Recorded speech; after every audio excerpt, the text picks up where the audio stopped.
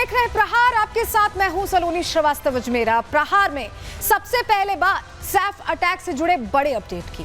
हमले के करीब 74 घंटे बाद मुंबई पुलिस को बड़ी कामयाबी मिली। सैफ का हमलावर खंजरबाज पुलिस के शिकंजे में फंस गया। यानी अब सैफ अली खान पर हमले के हर राज को लेकर खुलासा होने वाला है। हर उन सवालों का जवाब मिलने वाला है जो पिछले 3 दिनों से उठ रहे हैं। उस मकसद से भी पर्दा उठेगा जिसकी वजह से सैफ को निशाना बनाया गया। लेकिन एक बड़ा खुलासा भी हुआ कि वो हमलावर बांग्लादेशी घुसपैठिया है। यानी भारत में अवैध रूप से रह रहे बांग्लादेशी कितना बड़ा खतरा बन गए हैं। देश के लिए इसका सबसे ताजा उदाहरण ये केस है। बांग्लादेशी अब सिर्फ रोजगार नहीं छीन रहे हैं। सैफ अली खान का केस बताता है कि इनकी इतनी हिम्मत बढ़ चुकी है कि अब किसी को भी चाकू मार दे रहे हैं, लूटपाट करने पर आमादा हो गए। खबर के इस पहलू पर चर्चा करेंगे और साथ ही इसकी भी बात होगी कि क्या सच में ये वही आरोपी है जिसने सैफ पर चाकू से हमला किया। इस पर भी डिटेल में बात करेंगे। वहीं दूसरी खबर दिल्ली की चुनावी लड़ाई से जुड़ी है। इन दिनों देश की राजधानी दिल्ली में चुनावी शोर मच रहा है। राजनीतिक दलों ने जीत पाने के लिए पूरी ताकत झोंक दी है। राजनीति की पिच पर प्रत्येक दल अपनी अपनी चाल चल रहा है। चुनाव में 16 दिन बचे हैं। 5 फरवरी को वोटिंग होनी है। तो दिल्ली में आप और बीजेपी के बीच फाइट चल रही है। तंज आरोप प्रत्यारोप से शुरू हुई ये जंग अब पत्थरबाजी और गाड़ी चढ़ाने तक पहुंच गई है। नेता एक दूसरे दल पर तीखे तीर छोड़ रहे हैं। बताएंगे पूरा अपडेट। लेकिन चलिए सबसे पहले बात करेंगे सैफ अली खान मामले की, क्योंकि यहां पर नया टर्न आ गया है। आरोपी तो पकड़ा गया लेकिन उसका बांग्लादेशी कनेक्शन भी सामने आ रहा है।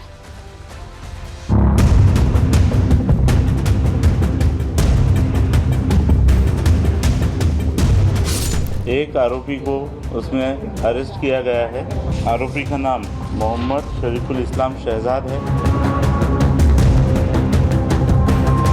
यहाँ पर आपको पूरा शेप भी वो दिखाई दे रहा होगा।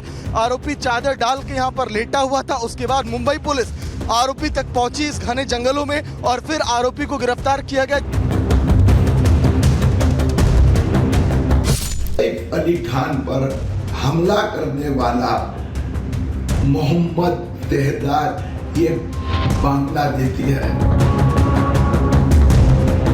बांग्लादेशी घुसपैठियों की बात है। महाराष्ट्र की सरकार हर घर घर जाकर उन्हें चुन करके निकालेगी।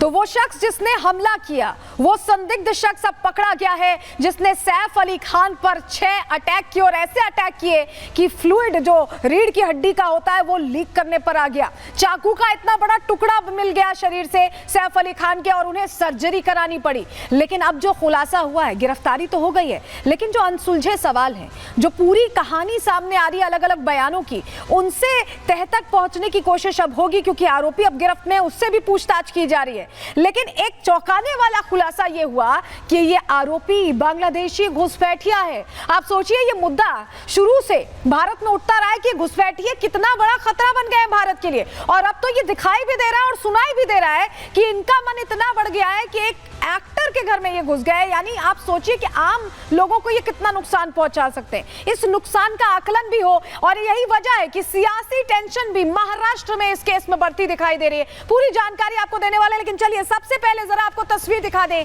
ये तस्वीर देखना जरूरी है क्योंकि वो शख्स जिसने हमला किया वो गिरफ्त में। तस्वीर देखिए, ये वो आरोपी है मोहम्मद शहजाद जिसका नाम बताया जा रहा है। सुबह 4 बजे पकड़ा गया इसे, और इसको पकड़ने के लिए खासी मशक्कत करनी पड़ी है मुंबई पुलिस को, लेकिन अब ये गिरफ्त में है। ये शख्स आप देख रहे हैं, यही वो चेहरा है जो सीसीटीवी फुटेज में दिखाई दिया था। ये दावा पुलिस का है और पुलिस ऐसे में अब इस पूरे मामले की तफ्तीश में जुट गई है क्योंकि कस्टडी भी मिल चुकी है। तो बड़ी जानकारी ये हम आपको दे रहे हैं, लेकिन चलिए अब पूरा अपडेट दिन भर का आपको बता देते हैं। सैफ अली खान पर हमले करने वाला ये हमलावर गिरफ्त में आ चुका है। तस्वीर हमने आपको दिखाई। अब पुलिस इंटरोगेट करेगी, पूछताछ करेगी। पुलिस ने हमलावर को मुंबई के थाने से गिरफ्तार किया। थाने इलाके में ये छुपा हुआ था। हमलावर का नाम मोहम्मद शरीफुल इस्लाम शहजाद बताया जा रहा है। पूछताछ में ये खुलासा हुआ, नाम उसने बताया। गिरफ्तारी के बाद हमलावर का मेडिकल चेकअप कराया गया। जो पूरा प्रोसीजर फॉलो किया जाता है वो फॉलो किया गया और चेकअप कराकर पुलिस ने कोर्ट में पेश किया हमलावर को, जिसके बाद रिमांड मांगी गई।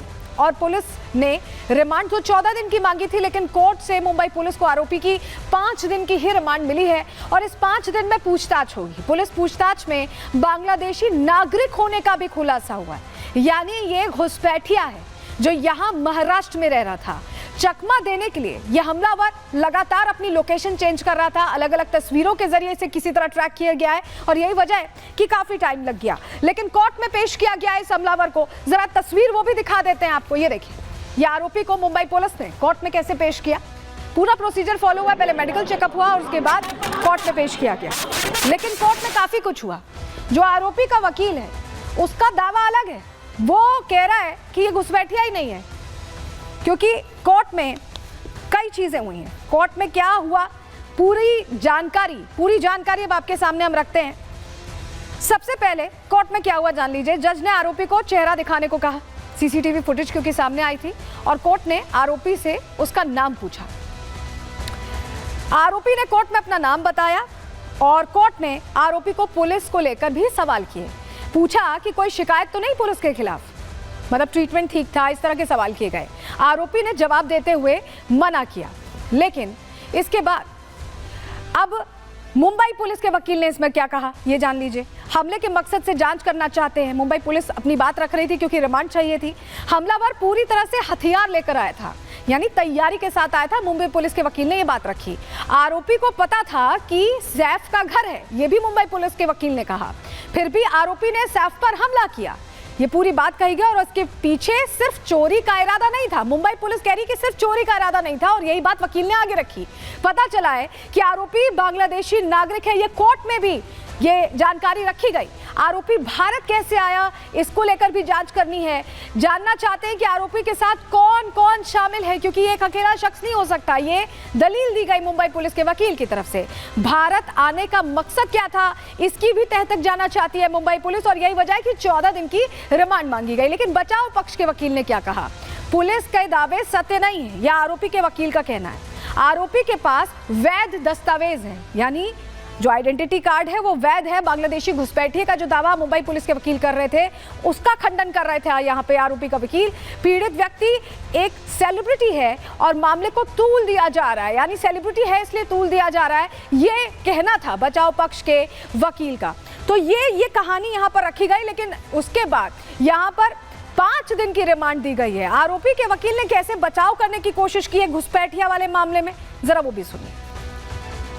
First of all there is no such any grievance और नथिंग, और कोई इंटरनेशनल उनका ऐसा कोई केसेस नहीं है, ना ही उनका कोई स्टेटमेंट है जो उनको तकलीफ हो किसी भी स्टेट से या किसी भी कंट्री से। दूसरी बात, उनका कोई इंटरनेशनल कॉन्स्पिरेसी नहीं है। जस्ट बिकॉज उनका एक पता चला है कि वो बांग्लादेशी है, तो उनका एंगल बदल दिया गया है केस का, ताकि उनको कॉन्स्पिरेसी ऐसे बताया जाए। मतलब आप कह रहे हैं कि वो बांग्लादेशी है कि वो भारतीय, आपका दावा क्या है? बांग्लादेशी पहले था, अभी वो यहाँ पे ही रह रहे हैं, कई सालों से रह रहे हैं। जो पुलिस ने 6 महीने का बताया, वैसा 6 महीने से वो नहीं रह रहे हैं। परिवार यहीं पे है, बॉम्बे में ही है, सब उनके हैं, उनके रिलेटिव भी यहाँ पे ही सब है, और उनके जो फ्रेंड्स हैं सर्कल में, उन्होंने भी उनको सपोर्ट करने के लिए बोला गया है। तो हमलावर का वकील तो कह रहा है कि 6 महीने से नहीं है, और मुंबई पुलिस जो दावा कर रही है वो झूठा है, घुसपैठिया नहीं है, उसके पास दस्तावेज है। लेकिन अब 5 दिन की रिमांड पुलिस को मिल चुकी है। अब पुलिस एक एक जानकारी लेने वाली है कि आखिर वो इतनी आसानी से इतने बड़े सेलिब्रिटी के घर के अंदर घुसा कैसे, क्या वो किसी को जानता था? क्योंकि ये तभी संभव है कि जब जान पहचान हो, आपको पूरी जानकारी हो। रिपोर्ट इसी से जुड़ी आपको दिखा रहे हैं।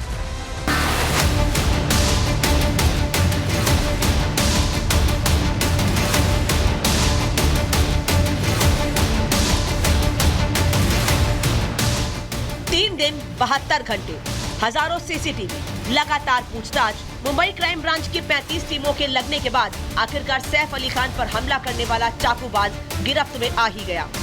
लेकिन इस गिरफ्तारी के बाद जो बात सामने आई वो कान खड़े करने वाली है, क्योंकि हमलावर कोई और नहीं बल्कि बांग्लादेशी घुसपैठिया है, जिसका नाम मोहम्मद शरीफुल इस्लाम शहजाद है। ये बांग्लादेशी घुसपैठिया इतना शातिर है कि गिरफ्तारी के बाद भी पुलिस को चकमा देने की कोशिश करता रहा। पूछताछ में पहले हमलावर ने अपना नाम विजय दास बताया, कड़ाई से पूछताछ होने पर अपना नाम मोहम्मद आलियान बताया, फिर अपना नाम शहजाद बताया। इतना ही नहीं, आरोपी इसी तरह बार बार अलग अलग नाम बताता रहा। अभिनेता श्री सैफ अली खान इनके घर पर जबरी चोरी के उद्देश्य से हमला हुआ था। उस कारण से बांद्रा पुलिस स्टेशन में गुना दाखिल किया गया है और एक आरोपी को उसमें अरेस्ट किया गया है। उस आरोपी का नाम मोहम्मद शरीफुल इस्लाम शहजाद है। असली नाम का पता चला तो जांच आगे बढ़ी, जिससे खुलासा हुआ कि हमलावर मोहम्मद शहजाद बांग्लादेश का रहने वाला है। लेकिन पुलिस के सामने अब सवाल ये है कि आखिर हमलावर भारत में घुसा कैसे? भारत में कौन है जिसने हमलावर की मदद? कहां से हमलावर ने अपनी आईडी बनवाई? इसमें प्राइमा फेसी ऐसा लगता है कि ये जो एक्यूज है ये बांग्लादेशी है और इंडिया में इलीगली एंटर करने के बाद इस एक्यूज ने इसका नाम चेंज किया है। वो एक रीज़न हो सकता है। ये एक्यूज पिछले 5-6 महीने पहले मुंबई आया है, ऐसा पता चला है। कुछ दिन ये मुंबई में रहा, बाद में मुंबई की विसिनिटी के कुछ टाउन्स में रहा और 15 दिन पहले फिर मुंबई आया है, ऐसा इन्वेस्टिगेशन में पता चला। डीसीपी दीक्षित गौतम की बातों से साफ है कि पुलिस के पास अभी भी कई सवालों के जवाब नहीं है, क्योंकि खुद पुलिस के ही मुताबिक हमलावर शहजाद कुछ महीनों पहले ही भारत में अवैध रूप से दाखिल हुआ है। लेकिन सवाल है कि आखिर हमलावर शहजाद ने चोरी के लिए सैफ अली खान का ही घर क्यों चुना, जिसका जवाब फिलहाल पुलिस के पास नहीं है। As 30 years. अभी तक के इन्वेस्टिगेशन में ये समझ में आया है कि ये आरोपी चोरी के इरादे से उस घर में उसने एंटर किया था। ये जो आरोपी है, यह आरोपी बांग्लादेशी ओरिजिन का है, ऐसा हमारा डाउट है। इसीलिए इस केस में एप्रोप्रिएट सेक्शंस की वाड़ की गई है और उस हिसाब से आगे का इन्वेस्टिगेशन किया जा रहा है। अब जब हमलावर पुलिस के शिकंजे में है तो ये बात तो साफ है कि जल्द ही सैफ अली खान पर हुए हमले का पूरा राज खुलने ही वाला है। हर उस सवाल का जवाब मिलने वाला है जो सैफ पर हुए हमले के बाद से ही उठ रहे थे। सामने आने वाला है वो मकसद जिसकी वजह से सैफ अली खान पर हमला किया गया। वहीं दूसरी तरफ पुलिस के सामने बांग्लादेशी घुसपैठियों की चुनौती और गहरा गई है। Bureau report, Republic Bharat.